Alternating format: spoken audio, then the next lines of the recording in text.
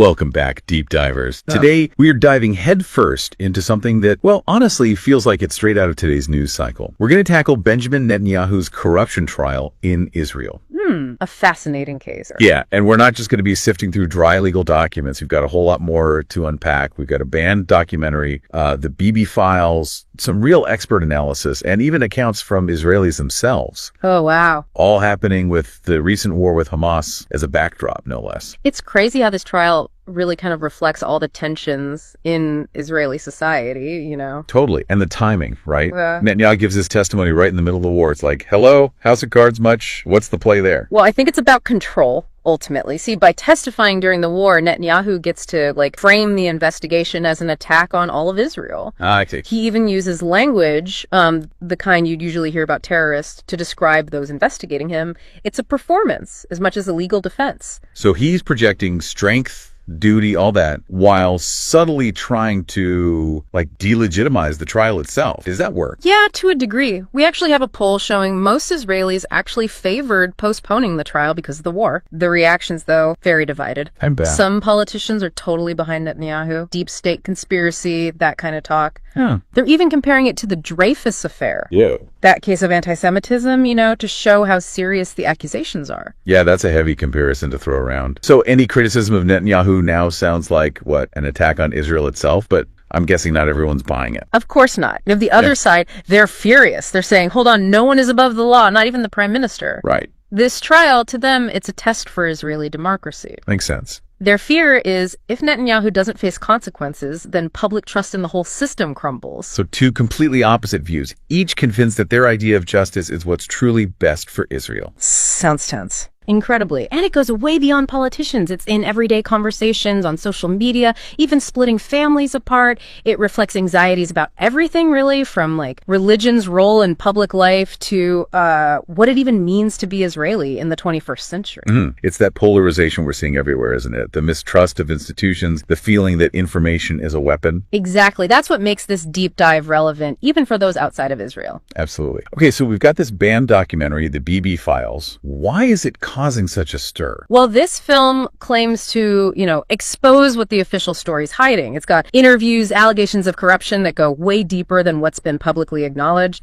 They claim they have recordings, documents, the works. It's a direct challenge. Okay, so before we get to the ban itself, what are the accusations? The documentary looks at 3 specific cases against Netanyahu, right? Yeah. They're known as Case 1000, 2000, and 4000. So Case 1000 is all about accepting lavish gifts, think luxury vacations, expensive jewelry from wealthy individuals. The classic quid pro quo. And Case 2000. Case 2000 alleges that Netanyahu tried to cut a deal with a big newspaper publisher, offering to weaken a rival paper in exchange for more favorable coverage. Basically, media manipulation for his benefit. And then Case 4000.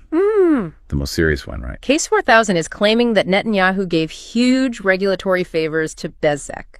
It's Israel's biggest telecom company. In return, supposedly, he got positive coverage on a news website. It's another quid pro quo, but much bigger, potentially millions of dollars involved. Wow. So that's the context, the corruption the documentary is trying to expose. But why was it banned in Israel? Officially, they claim it was because the documentary used footage from police investigations that are still ongoing, which is against Israeli law. But I'm sure many see that as an excuse to silence criticism of the prime minister. Yeah. Banning something often just makes it more popular, right? Oh, totally. The Streisand effect in action. The more you try to hide something, the more people want to find it. Exactly. Which raises the whole freedom of speech issue. Where do you draw the line between national security and the public's right to know? Yeah, that's the debate. Some say it's the government overreaching. Others say it's needed to protect sensitive investigations. It's tricky. Definitely. Going back to the trial, we talked about proving Netanyahu's intent. Even if there's evidence of shady dealings, they have to prove he knew and meant to commit a crime. How do they even do that? Well, a lot of it hinges on the testimony from his former associate, people who were once close but have now turned against him. They're giving firsthand accounts of conversations,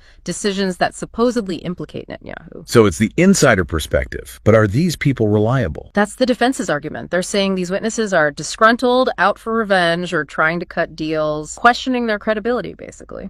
So it's a battle of narratives then, a clash of interpretations, not just facts and evidence, but the power of persuasion. Precisely. Who do the judges believe? Whose story is more convincing? And that's why these legal battles are so fascinating. It's like a high-stakes chess match, with both sides making calculated moves. And we can't forget, this isn't just about Netanyahu, it's about Israel's future. Absolutely. The whole nation is on edge, waiting to see how this all plays out. The outcome will have huge implications, not just for Netanyahu, but for Israeli democracy as a whole. And like we said before, the themes here, they resonate way beyond Israel. We're seeing those same challenges to democratic institutions, to the rule of law, playing out globally. Absolutely. What's happening in Israel right now is a reminder to us all. Democracies are fragile. We have to stay vigilant, engaged. Yeah. Now, speaking of drama, what about the lead prosecutor, Liat Ben-Ari? Her resignation in the middle of Netanyahu's testimony was quite a twist. It sure was. She claimed it was unrelated to the trial, said she was burnt out, wanted to reassess her priorities, especially after the recent war. Which makes sense. Leading such a high-profile case during a national crisis, that must be incredibly draining. No doubt. But her leaving definitely raised questions about the prosecution's strategy, how it might affect the trial. Some describe her as a powerhouse prosecutor. Meticulous, dedicated to getting convictions. Her departure leaves a gap. It does. And it gives the defense a chance to sow doubt, to suggest the prosecution's case has been weakened. So what now? Who takes over? And how does her exit impact the trial going forward? Well, there were two other prosecutors already heavily involved, Yonatan Tadmor and Yehudit Tirosh. They've stepped into the leadership roles. Whether they keep the same aggressive approach as Ben-Ari, we'll have to see. Yeah, it'll be fascinating to watch how they navigate the complexities of the case, counter the defense's strategies. This resignation just adds another layer of uncertainty to an already unpredictable trial. It does. It shows that even in law, where rules and procedures are everything, human actions, unforeseen events, they can really shake things up. It's like a real-life legal thriller unfolding right before our eyes. It really is. Every new thing that happens just makes it more complex. Totally. It really makes you realize how much is going on, behind the scenes in these big cases. We were talking about how the prosecution, they can't just show, suspicious dealings, right? They have to prove Netanyahu's intent. That seems incredibly difficult. Oh, it is. Think about it. Proving what someone knew or didn't know, especially someone like that, a high-ranking official, making tons of decisions. Right, like a giant puzzle, trying to figure out intent from a sea of actions and communication. Exactly. How are they even approaching this? Well, on top of those insider testimonies, they're leaning hard on documentation. Emails, recordings, meeting notes, the whole 9 yards, trying to build this concrete case that these weren't just isolated things, but a real pattern. But as we've seen, the defense is ready to fight every single piece of evidence they bring up. Oh, absolutely. They're questioning if documents are real, pointing out inconsistencies, raising doubts. They're experts at making things unclear, making it tough to say definitively, this is corruption. So even something that seems really incriminating, they can spin it. That's their job. They don't have to prove Netanyahu is totally innocent. They just need enough reasonable doubt so it's hard for the judges to convict. Which brings up that whole beyond a reasonable doubt thing. What does that actually mean here? Well, it's a fundamental part of many legal systems. It means the prosecution's case has to be so strong that there's no other logical explanation for what the defendant did except that they're guilty. Can't just be like, well, it looks fishy. They have to rule out all other reasonable possibilities. That's a really tough standard to meet, especially when you're trying to prove someone's thoughts. It is, and the defense is using that to their advantage. They can always come up with alternative explanations, challenge the prosecution's story. Like with those gifts from rich folks, they might say, oh, those were just friendly gestures, not bribes. Or about meetings with media people, they could say, those were casual chats, not attempts to control what they report. So it boils down to whose story is more believable, the judge's interpretation. Exactly. It's this fascinating mix of facts, law, and persuasion. That's what makes these legal battles so interesting.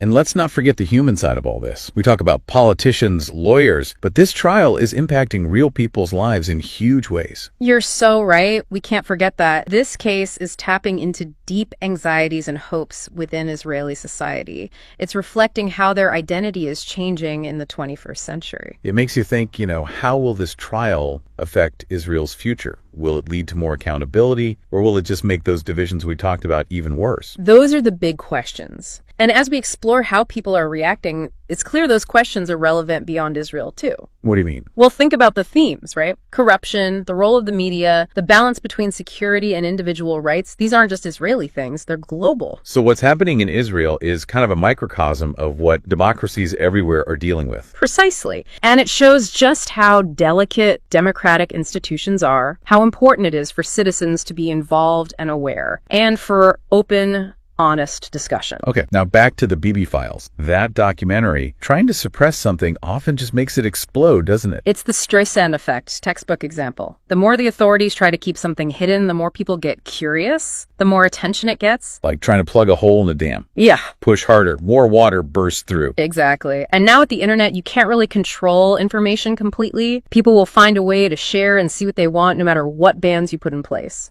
It shows how much the nature of information itself has changed. Empowering in some ways, but also creates new problems. Absolutely. We have access to so much information, so many different viewpoints, but it's also easier than ever for misinformation to spread, for propaganda, for manipulating public opinion. So how do we deal with this new information world? We have to be critical thinkers. We need to constantly evaluate what we see and hear, consider the source, look for other sources that back it up, be wary of anything that seems too good to be true, or too bad to be true, for that matter. So being more proactive, more careful, more responsible with how we consume information and share it. Exactly. And that's especially important in something like the Netanyahu trial, where emotions are running high and there's so much contradictory information flying around. It's easy to get sucked into just hearing the opinions you already agree with. How do we avoid those echo chambers? It takes effort. Look for different perspectives, even the ones that challenge your own. Talk to people who disagree with you. Respectfully, of course. Remember, even when we don't see eye to eye, we can still learn from each other, find common ground, build understanding. That's important. Recognizing that we're all part of something bigger, that talking to each other, even when it's hard, is essential. Exactly. It's not just about being polite or avoiding arguments. It's about recognizing that these issues are complex, that there aren't always easy answers, being comfortable with nuance. So not silencing people who think differently,